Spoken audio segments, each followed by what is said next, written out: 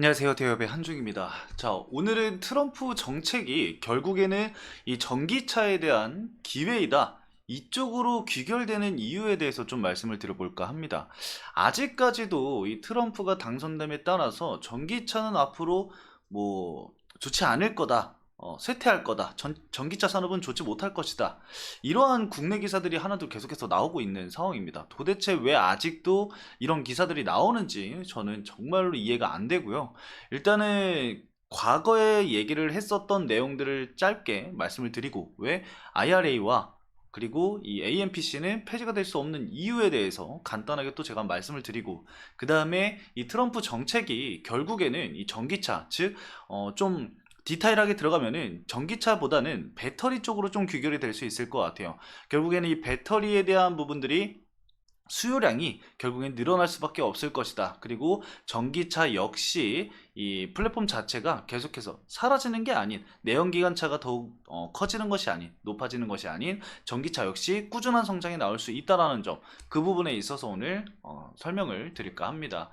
아마 여러분들이 대부분 알고 있었지만 좀 놓치고 있었던 부분들이 굉장히 많을 거라고 저는 생각을 합니다. 제가 하나하나 다 정리를 해 놓은 상황이니까 하나씩 좀 살펴보도록 하겠습니다.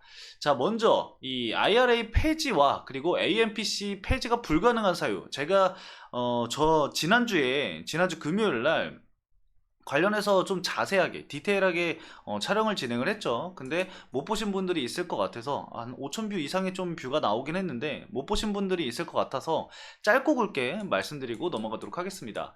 자, 일단은 현재 공화당이 상원과 하원 모두 과반 이상 좀 차지한 상황입니다. 입법시키기 좋은 상황이죠. 레드 스윕으로. 다만 이 IRA 그리고 이 청정에너지를 찬성하는 측, 즉 공화당 측의 인원이 다수 현재 포진이 되어 있는 상황입니다. 관련해서 우리가 좀 상원 의원과 하원 의원 쪽을 좀 살펴보도록 할 겁니다. 자, 일단 미국 상원입니다. 아직 결과 발표가 되기 전인 곳이 한 곳이 남았는데 제가 이전 거를 가지고 와서 그런지 일단 한 자리는 좀 공석으로 되어 있습니다. 그래서 해당 내용을 좀 살펴보면은 51석 이상의 과반인데 현재 공화당이 52석을 차지한 상황입니다. 근데 뭐 상원 같은 경우도 우리가 과반에 좀 집중을 할 게 아니라 이 공화당 상원 원내대표의 이 비트럼프계인 존 튠 의원이 선출이 됐다라는 점을 우리가 좀 알고 넘어가야 합니다. 이 튠은 원내대표가 과거부터 이 풍력에너지를 지지해 왔고요. 추가적으로 4표 이상 반대표가 나오거나 이 무소속이 민주당 손을 들어준다고 한다면은 상원 내에 법안 통과가 어려운 상황입니다. 이 존툰 같은 경우는 여러분들도 기사를 검색을 해보면은 과거부터 이제 청정에너지라던가 이러한 부분들을 지속적으로 지지해 왔던 인물임을 여러분들도 아실 수가 있을 겁니다. 자, 그러면 이제 하원 의원이 굉장히 좀 중요해지겠죠. 자, 하원 의원 한번 살펴보도록 하겠습니다. 자, 하원 의원도 마찬가지로 공화당이 휩쓸었습니다. 자, 공화당 같은 경우가 현재 218석을 차지한 상황이고 민주당은 212석을 차지한 상황입니다. 자, 일단은 하원 의원 같은 경우는 2년의 임기 시간을 좀 거치고요. 선거 때마다 435명 전원을 새로 선발을 하게 됩니다. 자, 그러니까 2년마다 매번 선거가 있다라는 거예요. 그러면 우리가 좀 살펴봤을 때 트럼프 임기가 4년입니다. 그러면은 트럼프가 임기에 있는 동안 한 번 더 선거를 치러야 되는 상황이에요. 그렇죠? 그렇기 때문에 공화당 의원 입장으로서는 지역구의 이익에 반하는 이 IRA 폐지를 결사 반대할 수밖에 없습니다. 그렇잖아요. 이제 내가 이제 하원 의원이 당선이 됐어. 그 다음에 이제 IRA를 폐지를 시켜버리면 지역에 있던 일자리라던가 이러한 부분들이 사라지게 되는데 그 의원을 다시 과연 그 지역구에서 뽑아줄까요? 가능성이 굉장히 낮아지겠죠. 그런 의미 없는 불필요한 이 도박을 하지 않겠다라는 거죠. 그래서 과거 이제 오바마 케어라던가 이 PTC 폐지 실패 사례를 생각해 보면 여러분들 쉽게 납득이 되실 겁니다.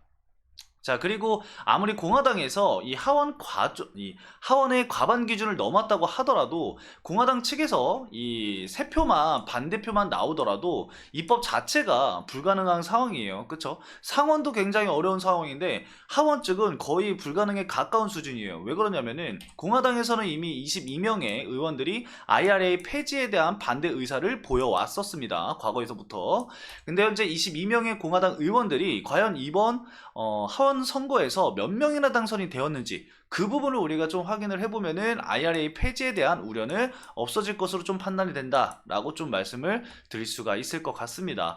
자, 그래서 제가 준비해 왔었습니다. 이 의원들의 선거 현황을 제가 가지고 왔습니다.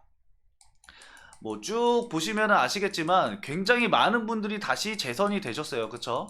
지금 쭉 올려보면은 다 당선이 되셨고, 3분이 낙선을 하고 1분이 선거 불출마를 했습니다. 자, 그렇게 된다고 한다면은 IRA 폐지를 반대하는 공화당 의원 중에서 총 22명 중에 18명이 당선이 됐기 때문에 현재 IRA 폐지와 그리고 AMPC 폐지 같은 경우는 거의 불가능에 가깝다. 우리가 이렇게 좀 생각을 해볼 수가 있을 것 같습니다.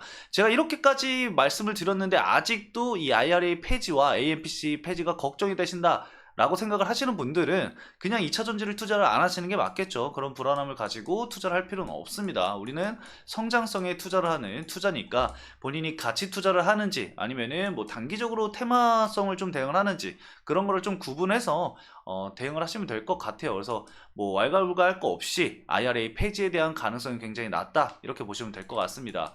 뭐 국내 언론사에서 이야기하는 것들은 제가 봤을 때는 그냥 거르시는 게 좋을 것 같아요.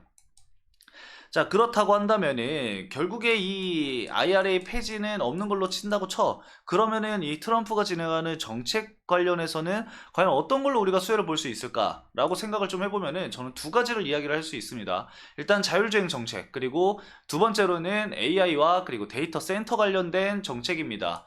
AI 쪽은 사실 뭐 크게 지금 나와 있는 내용은 사실 없는데 지금 글로벌 AI 기업들 그리고 국내 기업들도 굉장히 큰 반등이 나오고 있는 상황이에요. 뭐 그렇게 좀 움직이는 기업들도 몇 개 보이고 있는 상황이고, 이 AI 같은 경우는 행정명령 폐지 등 이 빅테크 기업들의 자율성을 보장을 하고 이 AI 투자 촉진과 그리고 법인세 최고 세율을 15% 인하를 약속을 했다라는 내용도 있고요. 이뿐만 아니라 자기자본 고위험 자산 투자 금지와 그리고 대형화 제한 등 이 볼커를 규제를 완화하는 등 금융산업에 적용돼서 규제를 좀 손보겠다 이러한 이야기들을 트럼프가 계속해서 해왔습니다. 그래서 이게 현실화가 된다고 한다면은 AI 쪽에 대한 투자가 크게 좀 진행이 되지 않을까 생각이 듭니다. 자, 그러면 AI 쪽으로 투자가 진행이 되는데 왜 전기차와 2차전지에 도움이 되느냐? 사실 AI가 이 전력 소모가 굉장히 큽니다. 그쵸?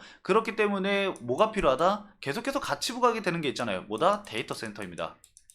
자, 이 데이터 센터 같은 경우는 이야기를 하면은 딱 하나 나옵니다. 어떤 게 나오죠? 바로 ESS예요. 그쵸?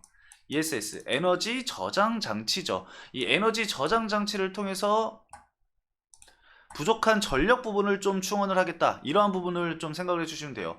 그래서 최근에 이 데이터 센터에 대한 ESS 수주가 굉장히 많이 늘어나고 있는 상황입니다. 그래서 관련해서 이제 과거에는 이 ESS 시장 자체가 그렇게 큰 규모가 아니었거든요. 근데 지금 상당히 많이 성장한 상황이고 앞으로도 이 ESS 시장 자체가 굉장히 큰 폭의 성장성을 보일 것이다 라는 시장의 예측이 현재 존재합니다. 그렇기 때문에 이러한 부분들을 우리가 봐야 한다라고 좀 말씀을 드리고 싶고, 자, 자율주행 정책은 사실 여러분들 제가 따로 말씀을 안 하셔도 이미 많은 분들이 아실 거라고 저는 생각을 합니다. 우리 투자자분들이 그런 부분들을 모르고 사실 투자를 하지 않았을 거라고 저는 생각을 해요. 일단 자율주행 관련해서 오늘 관련 기업들, 국내 기업들도 굉장히 좀 많이 주가 흐름이 나왔는데, 일단은 이 자율주행 하면은 사실 전기차가 빠질 수가 없어요. 왜 그러냐면은 이 자율주행을 기본적으로 가기 위해서는 이 플랫폼 자체가 내연기관이 아닌 이 전기차를 선택을 해야 됩니다. 일단은 사실 뭐 내연기관으로 해도 되긴 해요. 근데 이 자율주행을 하면 뭡니까? 여러 가지의 센서들이 굉장히 복잡하고 전달해야 되는 이런 신호라던가 그러한 부분들이 굉장히 많아질 텐데, 그렇게 되면 사실 전력 소모라던가 이러한 연산이라던가 그러한 부분들이 굉장히 많아집니다. 그러면은 과연 내연기관에서 사용하는 그런 배터리로 이 자율주행에 소모가 되는 전력을 어, 차질 없이 공급을 할 수 있을까? 우리가 그것만 간단하게 생각을 해본다면은 이건 해답이 나올 수밖에 없습니다. 그렇게 되면은 사실 전기차를 사용하는 게 가장 베스트겠죠. 그래서 제가 좀 여러 가지 논문을 좀 살펴봤는데 한 6가지의 이 자율주행 차를 진행을 했을 때 전기차가 왜 전기차를 써야 하는지에 대해서 한 6가지 정도를 좀 말씀을 드릴 수가 있을 것 같더라고요. 한 7가지? 7가지 될 것 같아요. 7가지. 일단은 첫 번째로는 이 전기차가 기존 내연기관 차보다 제어가 쉽습니다. 이게 좀 다소 이해하기 어려우신 분들이 있으실 수 있을 것 같은데, 일단은 그 모터 회전을 제어하는 이 전기차가 엔진을 제어할 때보다 자율주행을 위한 이 제어가 굉장히 쉽고 굉장히 빠르게 진행이 됩니다. 시간 제한 없이 빠른 제어가 가능하다는 점이 굉장히 큰 장점으로 들어갈 수 있는 부분이고요. 두 번째로는 이제 자율주행 차량의 설계가 굉장히 쉬워지게 됩니다. 왜냐, 이 내연기관보다 전기차가 부품 수가 훨씬 적어지겠죠. 그렇기 때문에 사용자의 이런 사용성을 고려한 다양한 맞춤형 설계가 가능하다, 이렇게 좀 보시면 될 것 같습니다. 그리고 세 번째로는 뭐다? 이 고장에 대한 진단이 굉장히 유리하게 됩니다. 사실 내연기관차 같은 경우는 그냥 단순 센서로 인해서 이 진단 자체가 불가능한 것들이 많잖아요. 근데 이 뭐 전기차로 들어가게 된다고 한다면은 웬만한 잔고장이나 뭐 고장 같은 경우는 이러한 센서들로 쉽게 진단이 가능하게 됩니다. 그리고 자율주행 차량 같은 경우는 사용자가 운전자가 아니라 승객이 되기 때문에 실시간 원격 고장 진단이 굉장히 필수적으로 들어갈 수밖에 없습니다. 그쵸? 자, 그리고 네 번째로는 또 뭐가 있을까요? 바로 이 전기차가 진동이 굉장히 적기 때문에 자율주행 차량 내에 이 사용성에 대한 부분들이 굉장히 유리하게 됩니다. 뭐 차량 내에서 책을 읽는다던가 아니면은 뭐 노트북으로 컴퓨터 작업을 한다라던가 아니면 영화를 본다라던가, 당연히 이거는 먼 미래의 이야기입니다. 하지만 이러한 부분들이 추후에 자율주행에 굉장히 큰 장점으로 다가갈 수밖에 없기 때문에 이러한 부분들을 봤을 때 진동이 심하거나 소음이 심한 내연기관 차가 아닌 전기차는 필수적으로 볼 수가 있습니다. 뭐 물론 자율주행 차량이 이러한 생활을 진행을 하기 위해서는 뭐 파워트레인이라던가 뭐 서스펜션 뭐 여러 가지에 대한 기술적인 부분들이 필요하겠지만, 그거는 뭐 미래에 대한 가능성을 보고 우리가 지금 이야기를 하는 거니까 참고해 주시면 좋을 것 같고. 자, 다섯 번째는 뭐가 있을까요? 이 차량 공유에 대한 부분들이 굉장히 좀 더 적합해진다 라고 좀 보시면 될 것 같아요. 일단은 내연기관 차량 같은 경우는 차량 공유를 진행을 하게 되면은 주유소를 들러서 아니면은 뭐 주유소를 찾아서 그러한 부분들이 있는데, 사실 전기차 같은 경우는 그냥 주차장에 이 충전기를 설치를 해두면은 그러한 부분들 그냥 주차 후에 충전기만 연결하면 되는 그러한 간편함이 나오게 되는 겁니다. 그리고 공간 사용성이랑 이러한 부분들이 굉장히 좀 중요하게 반영이 될 수 있겠죠. 그러면 이렇게 또 태클을 거는 사람이 있을 겁니다. 전기차 화재, 뭐 지하 주차장에 뭐 전기차 충전기에 대한 설치가 안 된다.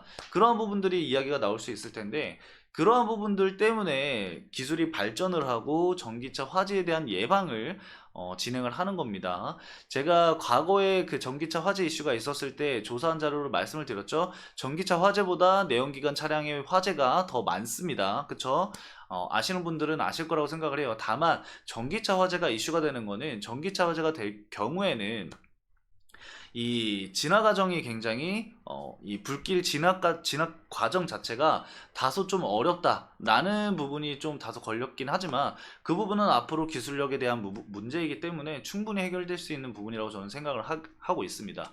자, 그리고 여섯 번째로는 또 뭐가 있을까요? 바로 이 충전에 대한 좀 불편함인데, 이게 무선 충전을 통해서 사용성을 좀 높일 수 있다라는 점을 우리가 참고를 해야 되는 겁니다. 그쵸? 그리고 이제 뭐 크게 좀 이야기를 해보면은, 서울 사시는 분들이라던가 아니면 교통이 좀 불편한 곳에 사시는 분들은 다들 느끼실 겁니다. 인구가 많아지게 돼버리면은 교통체증이 정말 엄청나요. 그쵸? 그래서 보통 서울 사시는 분들은 차량을 타지 않고 전철을 주로 이용을 하십니다. 대중교통을 이용을 하세요. 저 또한 그렇고. 그걸 보면은 이 교통 체증 자체가 좀 원활하게 풀릴 가능성이 매우 높다라고 볼 수가 있겠죠. 그렇게 되려고 한다면 자율주행 차량이 굉장히 90% 이상이 보급이 돼야 된다라던가 그러한 부분들이 분명히 존재하겠지만 사실상 그러한 미래성을 보고 투자를 진행을 하는 거고 그러한 기술 개발이라던가 그러한 부분들이 진행이 되는 거기 때문에 우리가 이러한 부분까지 이렇게 딱 보는데 있어서 전기차가 굉장히 유리해질 수밖에 없다라고 좀 말씀을 드릴 수가 있을 것 같습니다. 자, 결국에는 사실 트럼프가 당선이 되고 나서 악재에 대한 부분이 시장에 반영이 되면서 단기적으로 좀 충격은 있었을 수 있다라고 저는 생각을 합니다. 하지만 추가적인 상승 여력이라던가 이러한 부분들은 우리가 그 기업들이 실제로 매출이 정말로 잘 나오고 있는지만 확인이 된다고 한다면은 충분히 아직까지도 메리트 있는 기업들이 많다라고 저는 생각을 하고 오히려 고평가를 받고 있었던 전기차 관련주들, 2차전지 관련주들이 조정을 받으면서 그에 대한 밸류에이션에 대한 매력도가 굉장히 높아졌다고 저는 보고 있습니다. 그러한 부분들 여러분들 참고를 해주면서 제가 앞으로 더 좋은 기업들 그리고 해당 기업들이 과연 어떠한 내용들이 있는지 자세하게 좀 설명을 드릴 거니까요. 앞으로도 제 영상 좀 집중해서 시청을 해주시고 많이들 찾아주시면 좋을 것 같습니다. 자, 오늘 영상은 여기까지입니다. 해당 영상도 시청해주신 여러분들 감사합니다.